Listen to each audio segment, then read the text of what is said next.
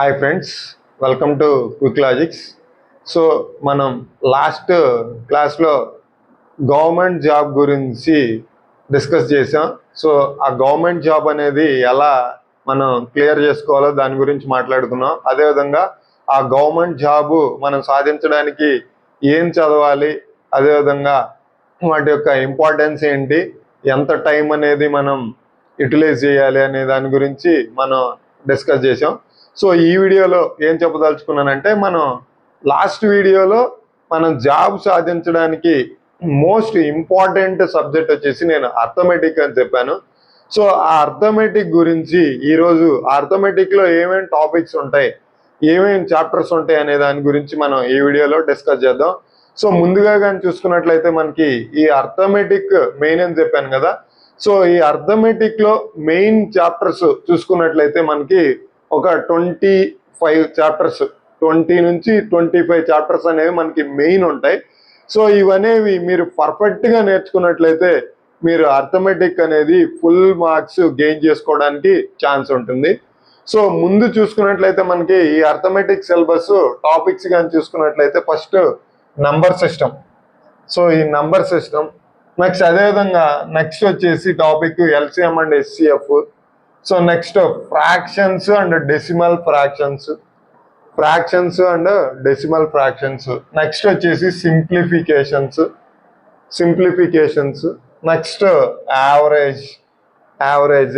Next ratio and proportion ఉంది. Next partnership. Next problems on ages. Next percentages. Next profit and loss. Next simple interest and compound interest.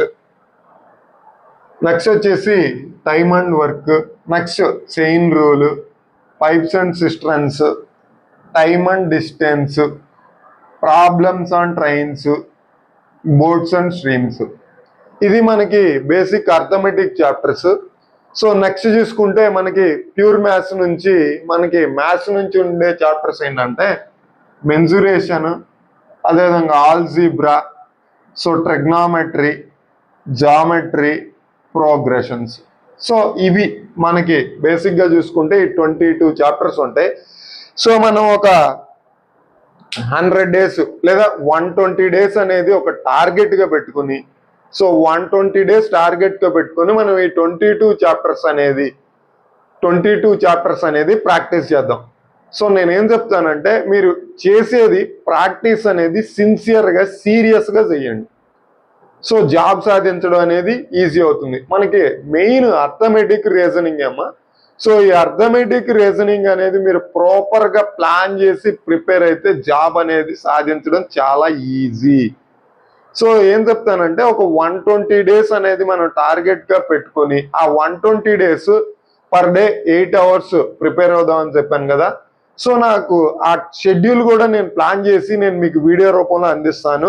So అదేవిధంగా ఇప్పుడు ఈ 22 chapters, ఒక్కొక్క chapter ఏ chapter ఎంత weightage ఉంటుంది, అదేవిధంగా ఏ chapter ఏ ఎగ్జామ్స్లో ఎన్ని మార్క్స్ అనేది, ఎన్ని క్వశ్చన్స్ రావడం అనేది జరుగుతుంది.